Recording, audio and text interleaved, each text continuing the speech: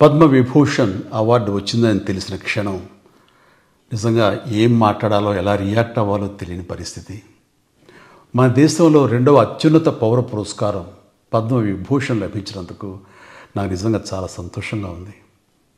ఒక తల్లి కడుపున పుట్టకపోయినా నన్ను తమ సొంత మనిషిగా, మీ అన్నయ్యగా, మీ బిడ్డగా భావించే కోట్లాది మంది ప్రజల ఆశీస్సులు, నా సినీ కుటుంబం యొక్క అండదండలు, అలాగే నీడల నాతో ప్రతి నిమిషం నడిచే లక్షలాది మంది అభిమానుల ప్రేమ, ఆదరణ కారణంగానే నేను ఈ రోజున ఈ స్థితిలో ఉన్నా. అందుకే నాకు దక్కినటువంటి గౌరవం ఇది మీది. మీరు నాపై చూపిస్తున్న ప్రేమ, ఆప్యాయతలకు నేను ఏమి రుణం తీర్చుకోగలను? నా 45 ఏళ్ల సినీ ప్రస్థానంలో వెండితెరపై వైవిధ్యమైన పాత్రల ద్వారా వినోదం పంచడానికి నా శక్తి మేరకు నేను ప్రయత్నిస్తూనే ఉన్నా.